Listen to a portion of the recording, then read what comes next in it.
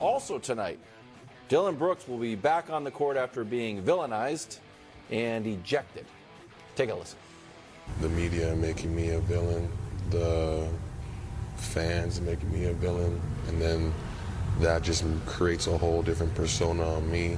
So now you think I intended to hit LeBron James in the I'm playing basketball, I'm a basketball player. So if I intended, and that's whatever is in the flagrant 2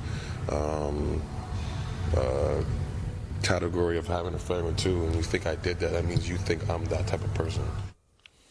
I don't think he did it on purpose, bro.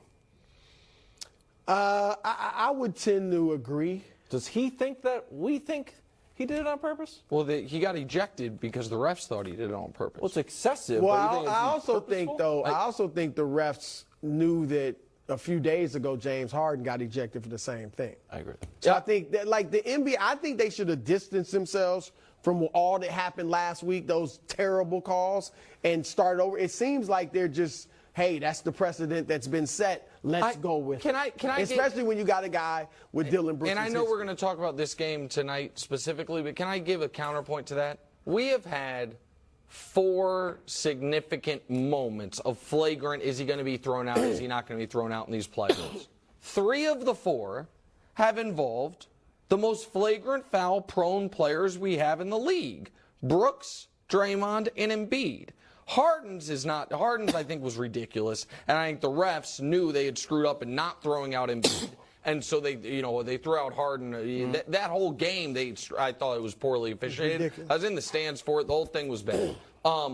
But guys, the track record and the history matters on these things, and certain guys have lost the benefit of the doubt.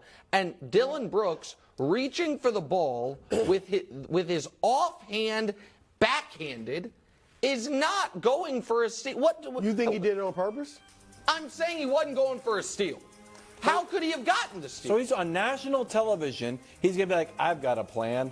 Bop LeBron in the Akron, Ohio. I don't think he thought he was going to get thrown out, but I think he thought I can kind of make a play while hitting this guy. We saw him, by the way, shouldn't it matter that we feel like unequivocally he did this to Donovan Mitchell intentionally? No, that's where the history and by the comes way, in, no like guys, even great players, one in particular, Chris Paul, that this is in their arsenal, go to it. Like, there's ridiculous. It's just true. Chris Paul, since Julius Hodge at NC State, has been a guy that'll hit you in the groin. Now, he's one of the greatest players ever. He's 6 feet tall. He's got to do what he's got to do. Fine. It's in the arsenal. Draymond Green has made for years, until he stopped, kicking guys part of the arsenal. Kick guys in the face, kick guys in the groin, just kick guys. Right. Dillon Brooks. Your point is, look, the history absolutely should matter. Yeah, the history will matter. So what happens tonight? Yeah. Let's spin it forward. Like I said, I think the Grizzlies win. Are you asking me are there fireworks with him and LeBron? Look, Dillon Brooks has to be Dillon Brooks. I don't think you should go out there and challenge LeBron kind of like he did before, but you can't just visibly back down. You don't have the same bravado. You don't have the same body language. You can't show that. You have to go out there with your swagger and do what you do. What does he do?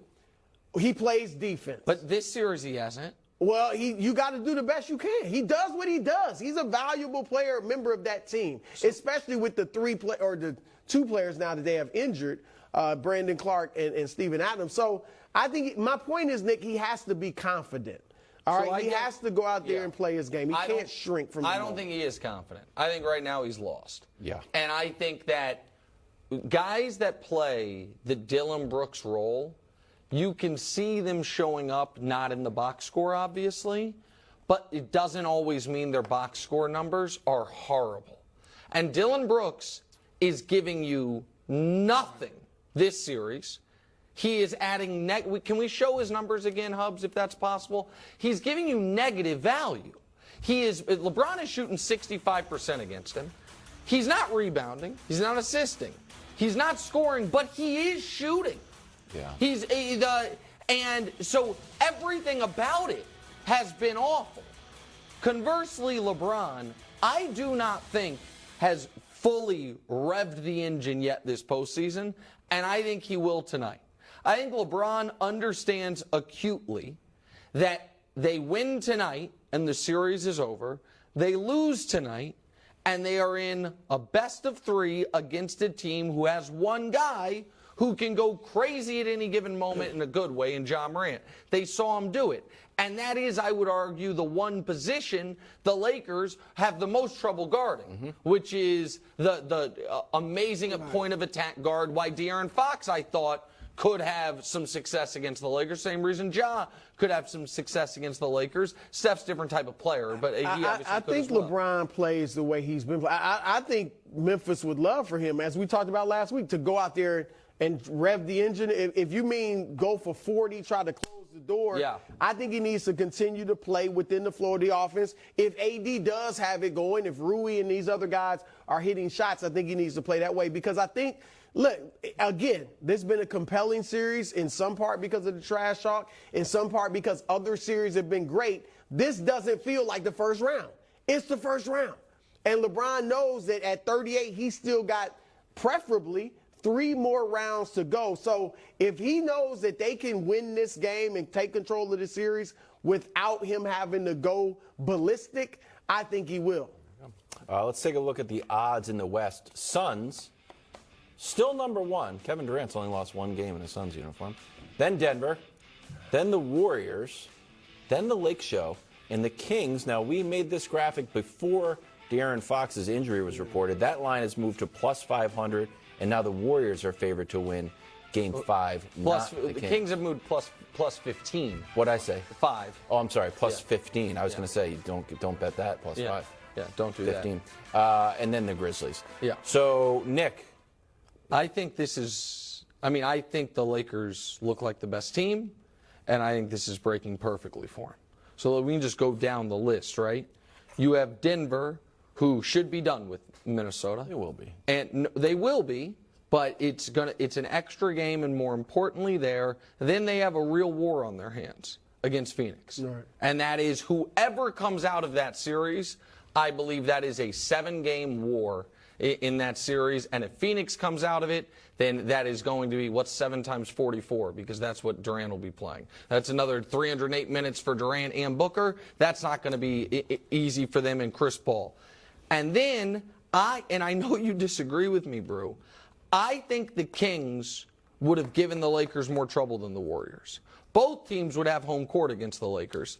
But the Kings, because of De'Aaron Fox and because of that potent offense, I think that they would have given the Lakers more trouble than the Lakers. One of the few Western Conference playoff teams this year that the Lakers handled was the Golden State Warriors throughout the season. They lost, I think, the first game of the year to them and then went 3-0 against them. And that size, even last year, if you remember, you and I were talking about that the Lakers, if they got healthy, could have given the Warriors real trouble. To me, all of that, plus the fact that they are able to use this series to try to work out their rotations, which is what they're doing. Rui Hachimura, turns out, playoff player. He's pretty good. He played a playoff series when he was with the Wizards, where he was above 50% from the field and 10-plus points per game. He's doing it here. All those things to me, and they're doing this with LeBron not having hit threes yet, with LeBron not having to go big minutes yet. All of that to me is it's falling perfectly for the Lakers. Yeah, no, I don't think I'm just going to be honest.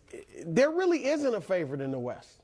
I mean, I mentioned the 4 teams that I think have a shot. Golden State, Phoenix, Denver, and the Lakers. And the Lakers, a lot of what you said is true.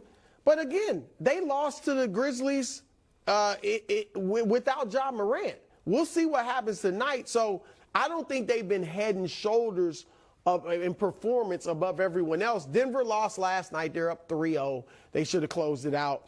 Golden State is playing a tough team, but they're playing them well. And so I just think that, like I said, the Lakers are one of the 4 that has a shot. But I don't think they should be the favorite right now. Watch out for Denver.